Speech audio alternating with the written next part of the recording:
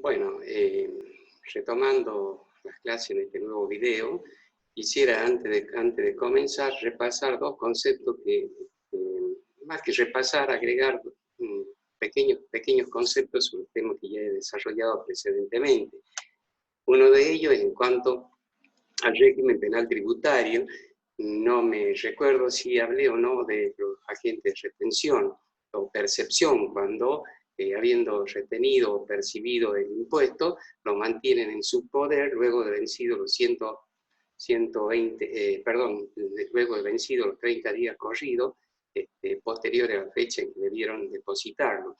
En este caso pueden ser alcanzados por el delito también de retención indebida de fondos, a través de este artículo 4 del régimen penal tributario, en la medida que por tributo el monto mensual que se hubiera retenido de esta forma superase los 100.000 pesos. En este caso, la jurisprudencia ha aclarado que acá no es necesario trabajo de existencia de dolo o de una conducta ardidosa, sino simplemente que se verifique la voluntad y la intención de no abonar en tiempo y forma esta retención. Así que, bueno, esta es una de las cosas que quería decir. Y otra cosa también en relación a la ley penal tributaria es en cuanto a que en la última parte del video anterior recordábamos que en materia procesal la ley le ordena a la AFIP abstenerse de aplicar sanciones administrativas mientras no haya sentencia penal firme en sede judicial, con la obligación de también, en ese caso quedaría, digamos, cuando la sentencia queda firme en sede penal, la ley establece la obligación del juzgado, del juez penal, de comunicarle a la AFIP dicha situación. ¿Para qué? Para que así AFIP tome conocimiento y pueda llevar adelante la aplicación o no de la sanción, pero con la limitación que no puede apartarse de la verdad de los hechos definida así por el tribunal. Y otro aspecto más es el siguiente, como la formulación de la demanda penal por parte de la AFIP impide a partir de allí que la AFIP aplique sanción administrativa. La propia ley de procedimiento administrativo, la ley 11683, dispone que el término de la suspensión de la acción para aplicar la multa se va a suspender también a partir de la formulación de esa denuncia penal hasta los 180 días corridos posteriores a aquella fecha en que la AFIP toma conocimiento de que la sentencia penal, que la sentencia en sede penal quedó firme. Vuelvo a repetir por las dudas. O sea, el término que venía corriendo de prescripción de la acción para aplicar la multa se suspende a partir del día aquel en el cual la AFIP interpone la demanda penal. Desde allí queda suspendido el curso de esta prescripción. ¿Hasta cuándo? Bueno, recordemos que la AFIP no podía aplicar la sanción administrativa mientras no quede firme la sentencia en sede judicial. Entonces, y acá la ley penal agrega la obligación que tienen los tribunales penales de avisarle a la AFIP, de comunicarle que la sentencia ha quedado firme. Entonces, desde esa comunicación hasta 180 días posteriores se mantiene la suspensión de la prescripción que comenzó, digamos, desde el mismo momento en que se formuló la denuncia penal. Es decir, por todo ese lapso de tiempo queda suspendido el curso de la prescripción, que recuerden ustedes era de 5 años. Bueno, esto en cuanto a la materia penal. Quede claro estos dos conceptos. Entonces, por el artículo 4 del régimen penal tributario, se alcanza con la figura de autorretención indebida, digamos, fraudulenta, indebida, se lo encausa como un delito penal tributario a los agentes de retención o de percepción que mantengan en su poder los fondos retenidos o percibidos de los contribuyentes por un lapso superior digamos, a medida que lo mantengan luego de vencidos los 30 días posteriores a la fecha en que debieron ingresar al fisco esos montos retenidos. Y el otro aspecto era lo de la multa, es decir, la multa puede ser, en este caso, la multa por defraudación, cuando hay denuncia penal, no la puede aplicar el fisco mientras no haya sentencia penal firme, y no puede apartarse de la declaración de los hechos efectuada por el tribunal. Y además, como les decía, y para dejar terminado el tema, también se produce la suspensión en el cómputo del plazo de prescripción que tiene la AFIP para aplicar la multa. Ese plazo de suspensión comienza a correr desde la misma fecha en que se interpone la demanda penal hasta, como les decía recién, hasta los 180 días posteriores a aquella fecha en la cual el AFIP tomó conocimiento de que la sentencia penal quedó firme.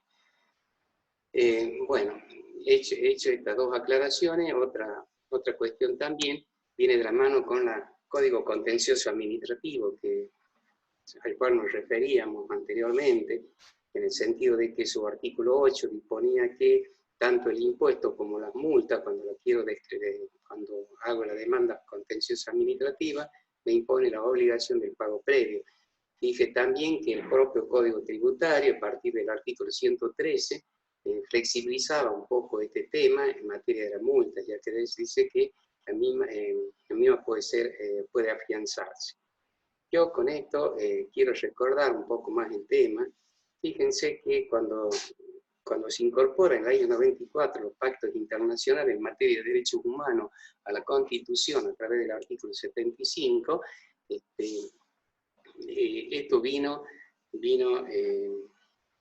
se generó en esa época, esto estoy hablando ya del año, bueno, en el año 1989, hubo un fallo de la Corte Suprema de Justicia de la Nación en la causa Microómnibus Barranca de Belgrano en sociedad anónima, en donde el tribunal dejó aclarado, digamos, que puede flexibilizarse este principio del solve repete cuando existe una notable desproporción entre la pretensión fiscal, es decir, entre el impuesto que está reclamando la AFIP con relación a la capacidad contributiva del perseguido, digamos, por la AFIP. En otras palabras, nos está diciendo que podrían flexibilizarse este principio de solve repete, es decir, no aplicarse, permitir la procedencia de la demanda contenciosa administrativa contra la AFIP cuando el contribuyente demuestra que el impuesto que reclama la AFIP es totalmente desproporcionado con relación a la capacidad contributiva que tiene. Recordemos que esto es así en el ordenamiento nacional. Y en ya en los ordenamientos provinciales también se ha ido produciendo una flexibilización bastante importante en materia de solve repete. Le decía, por ejemplo, que el Código Tributario de Córdoba permite, primero que no conozco que haya otra legislación provincial en donde imponga la obligación del pago previo de multas, como es el caso nuestro. Pero en materia de impuestos sí, pero se ha ido flexibilizando, le decía recién. En el caso de Córdoba, el Código Tributario de Córdoba permite que el contribuyente, en lugar de pagar el impuesto previo a interponer la demanda contenciosa, lo pueda afianzar, ya sea constituyendo una hipoteca en favor del fisco provincial o bien un seguro de caución. Estas son las formas que tiene, como le digo, el Código Tributario de Córdoba. Y el Código Contencioso Administrativo de la Ciudad Autónoma de Buenos Aires ha logrado prácticamente minimizarlo a este principio del solve repete. ¿Por qué? Bueno, porque dice que en cada caso es el juez quien va a evaluar si corresponde o no en cada caso el pago previo del impuesto que se está discutiendo. Fíjense qué notable que este avance, digamos, legislativo, y que nuestro Código Tributario, a la luz no solo de estos antecedentes legislativos, sino de los propios antecedentes jurisprudenciales que existen ya en la provincia, también podría ser objeto de una flexibilización en tal sentido. Fundamentalmente tomando aquel antecedente jurisprudencial que nos viene de la Corte, como les decía, en la causa esta de microómnibus Barranca de Belgrano. Bueno, para terminar este video y poder arrancar después con un nuevo, ya entrar en el Código Tributario en sí, primero quisiera terminar toda esta temática refiriéndome un poco a la Ley 5024. ¿Qué hizo esta ley? Fíjense que en el año 2001, yo ya lo he marcado, se sancionaron 3 leyes en materia tributaria. Por un lado, la 5022, que fue el Código Tributario, la Ley 5023, que fue la Ley Impositiva Anual que rigió para el año 2001, y luego esta Ley 5024, que esta Ley 5024 es una ley de promoción para las micro, pequeñas y medianas empresas, es decir, se atenúa el grado de imposición en favor de estas pequeñas empresas.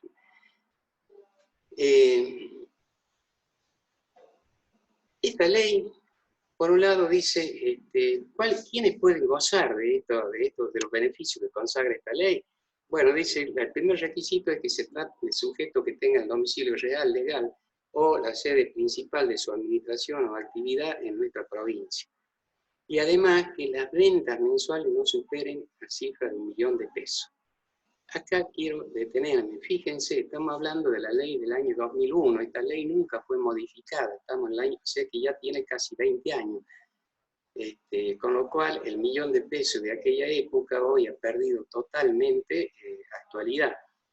Por lo cual también sería, ya que en estas circunstancias de emergencia que estamos viviendo, gravísima para toda la comunidad y en particular para las empresas, bueno, sería hoy, digamos, una medida ejemplificadora por parte de nuestros legisladores de actualizar esta ley, revalorizando el importe. Bueno, les decía entonces que para gozar de los beneficios que consagra esta ley, tienen que cumplirse estos 2 requisitos, es decir, uno en base al sujeto y otro en base a las ventas. Reitero en este último que las ventas en la medida que no superen el 1 millón de pesos. Es decir, acá se puede dar la fluctuación, una empresa un mes goza del beneficio, otro mes no, porque sube, pasa o no pasa el 1 millón de pesos. Este es uno también de la cuestión que debería ser tenida en cuenta si se revise esta ley. Ahora bien, ¿cuáles son los beneficios? Bueno, el primero en materia de impuesto de sello, dice para todos aquellos que desarrollan actividades de producción, industria, comercio, servicio, en general los actos y contratos a título oneroso que desarrollen van a quedar eximidos del impuesto de sello, salvo algunas exclusiones que en especial hace hincapié la ley. Después, la mayoría de otros beneficios muy importantes vienen por el lado del impuesto sobre el ingreso bruto. ¿En qué sentido?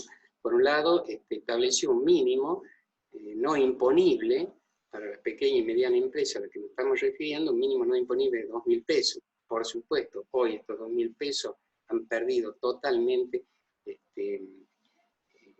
su poder adquisitivo, digamos, y necesita imperiosamente ser actualizada, al igual que la cifra de 1 millón de pesos que me refería anteriormente. También, bueno, se consagró este mínimo no imponible para 2.000 pesos para las pequeñas y medianas empresas. A su vez también acuerda digamos, una reducción de la tasa en función de los niveles de ingreso. A ver, para ser claro, supongamos que si los ingresos del mes están entre 2.000 pesos y 20.000 pesos, se reduce la tasa en el impuesto del ingreso bruto en un 30%. Si los ingresos del mes van de 20.000 pesos a 50.000 pesos, la reducción es del 25%, es decir, a medida que hay un aumento en el ingreso mensual, el porcentaje de reducción de la tasa disminuye, o sea, hay una relación inversamente proporcional entre los ingresos y la reducción de la tasa. Pero este es otro beneficio importante. También, bueno, creo que ya dije, el descuento del 5% si el impuesto de ingreso bruto es pagado en términos. Y luego también, y acá es lo importante a lo cual me quiero referir en particular, en especial, dice que van a quedar eximidos del impuesto sobre el ingreso bruto todo lo que desarrolle una actividad primaria o industrial en la provincia y siempre que no superen, que las ventas no sean realizadas a consumidor final. Pongamos el caso, por ejemplo, una carpintería que no vende más de 1 millón de pesos, está en la provincia de Catamarca, y si la venta en el mes no supera, bueno, decía, no supera el 1 millón de pesos, está exento, pero por la venta que pueda hacer a otros responsables inscritos, etcétera, en el IVA, pero no al consumidor final. En otras palabras, por ejemplo, si yo le compro una carpintería, un escritorio para utilizar en mi estudio, no estoy actuando como consumidor final, por lo tanto allí procedería el beneficio. En cambio, si lo que le compro una mesa para llevármela a mi casa, allí estoy actuando como consumidor final, es decir, consumidor final en general es aquel que efectúa la compra para su consumo personal, digamos, de su familia, no es para incluirlo en una o afectarlo a una actividad. Eso sería consumidor final. Y acá viene el tema. Para la doctrina, consumidor final únicamente pueden revestir esta calidad de consumidor final las personas humanas, no las personas jurídicas, por ejemplo. ¿Por qué? Porque las personas jurídicas se crean para desarrollar el objeto que tiene por fin su creación. Es decir, que su esfera de actuación queda limitada o acotada a la actividad que lleva a cabo como tal. O sea, todo lo que puede adquirir es para afectarlo a la actividad para la cual ha sido creada.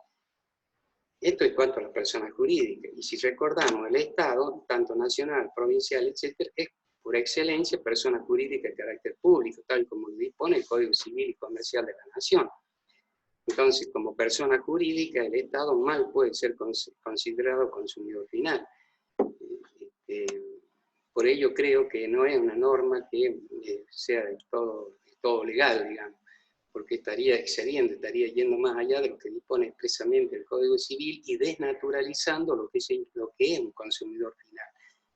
Así que fíjense que esto de consumidor final, ¿por qué hago esta aclaración de que el Estado no es consumidor final? Porque justamente con la reforma del año 2014 se dijo que en una de las normas agregadas en la ley, se dijo que el Estado, por las ventas que se efectúan en el Estado, va a ser considerado como consumidor final.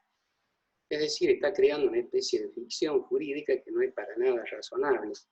Además, es una norma, y acá viene otro aspecto criticable. Fíjense que desde el año 2014 se le introdujeron modificaciones sucesivas al Código Tributario, a veces en gran medida, a veces en 1 o 2 artículos, pero tuvimos reformas, modificaciones en el año 2014, en el año 2016, en el año 2017, en el año 2018 y en el año 2019.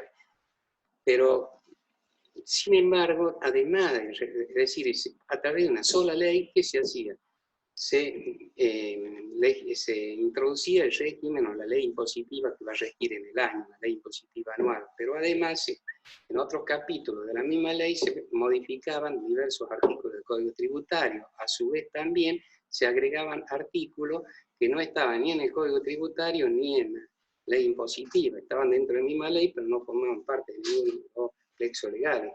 Entonces, nos cabía la duda, es decir, por ejemplo, en el año 2014, por primera vez introduje esta norma diciendo de que las ventas que se hagan al Estado serán consideradas como ventas consumidor final.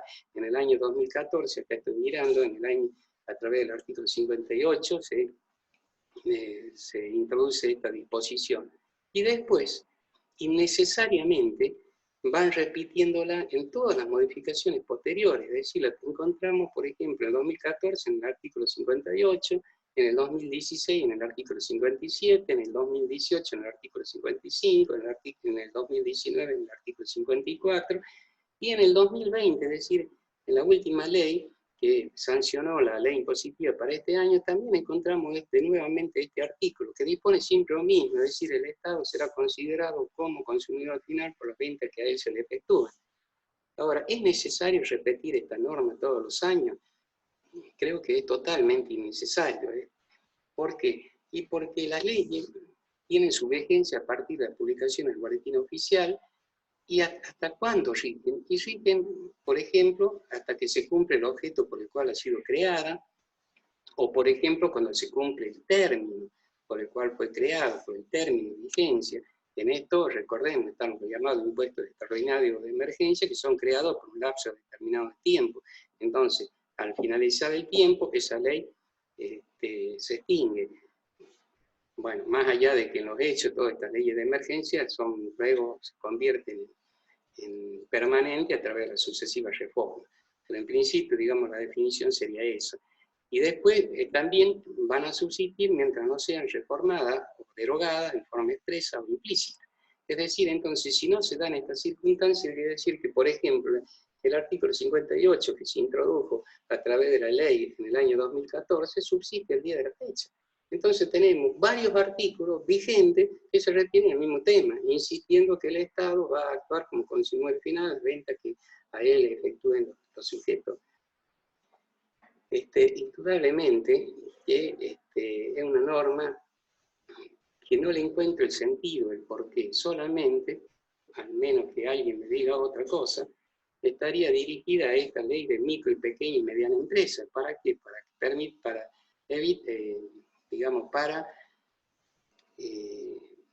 evitar que aquella carpintería, que en principio estaba alcanzada como pequeña, micro y mediana empresa, cuando logra venderle al Estado, no puede gozar de los beneficios de esa ley. Lo cual indudablemente no es para nada, no le veo el beneficio, digamos. O en otras palabras, no sé cuál es el fundamento, cuál es la razón, por qué se mantiene esta norma. Bueno, esto es en cuanto a la ley micro, pequeña y mediana empresa. Ya para terminar, simplemente voy a dejar presentado todo lo que hace el Código Tributario Provincial, que vamos a comenzar a desarrollar en el próximo video. Como ustedes ya saben, el Código Tributario, digamos el régimen vigente, data del año 2001 y ha tenido reformas en los años que ya les señalé, es decir, en los años 2014, 2016, 2017, 2018 y 2019. ¿Cómo se ha reformado? Y siempre en la misma ley que también se dispone la ley impositiva anual y se disponen otras normas ajenas a ambos plexos legales. También me he referido al tema. Bueno, entonces en materia tributaria, ya en específico, tenemos por un lado el Código Tributario, tenemos la ley impositiva anual, para el presente año tenemos la ley impositiva anual que fue sancionada al comienzo de este año, y sigue vigente también a la par la ley de micro, pequeña y mediana empresa. Es decir, esos son los principales cuerpos normativos que rigen la materia tributaria en el ordenamiento provincial. A su vez, el Código Tributario tiene dos partes, tiene el libro primero y el libro segundo. El libro primero, si ustedes lo revisan, va del artículo 1 al artículo 131 y el libro segundo va del artículo 132 a 267. En el libro primero, que es lo que vamos a tratar de abarcar en esta materia, se refieren a aspectos de suma importancia, es decir, no solamente en cuanto al organismo fiscal, a las facultades, funciones, deberes, sino también que nos describe cuáles son los sujetos pasivos, cuáles son las infracciones a las que van a quedar sometidos quienes no cumplan con los deberes formales y materiales en materia tributaria. También se refiere a la extinción de la obligación tributaria, y una figura importante acá es el tema de la prescripción, que está dando mucho que hablar en el día de hoy por las reformas que se introdujeron a través del Código Civil y Comercial de la Nación. También nos dispone esta ley en materia de devolución o acreditación de impuestos. Los recursos, cuáles son los recursos que los ciudadanos pueden interponer contra todos aquellos actos administrativos que nos viene de la Administración General de Renta, hasta agotar todo esto. Es decir, toda esta temática abarca el libro primero en general, digamos. Y luego en el libro segundo ya la ley se refiere en particular a cada uno de los impuestos que nos rigen la provincia. Es decir, allí vamos a encontrar el impuesto inmobiliario, el impuesto a los automotores, el impuesto sobre los ingresos brutos, el impuesto de sello, hay un impuesto a la lotería, rifa y otros juegos de sorteo autorizados, pero que cuyo organismo de recaudación no es la Administración General de Renta, en este caso sería la gerencia de bueno, que sería Capresca antes,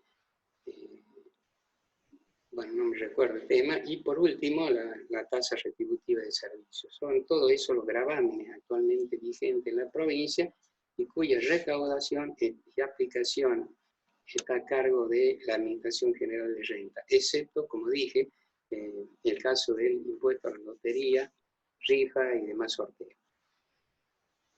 También dije que este código tributario ha sido objeto de modificación en todos estos años, modificaciones, digamos, parciales, referidas concretamente a algunos problemas que pueden haber surgido en esos años, pero que no para nada pueden considerarse como reformas integrales o de importancia. Por el contrario, reparen ustedes que en los últimos años las reformas estructurales que tenía todo el sistema tributario argentino, y sin embargo en nuestro código no se han visto reflejadas. Figuras, por ejemplo, el derecho real de superficie, usufructo, fondos comunes de inversión. Bueno, hay un montón de figuras, digamos, que no están todavía receptadas. Inclusive hay algunos problemas digamos, que no están subsanados en el Código Tributario, sobre todo en el aspecto procedimental, como vamos a ver a partir del video siguiente. Bueno, acá terminamos y seguimos pues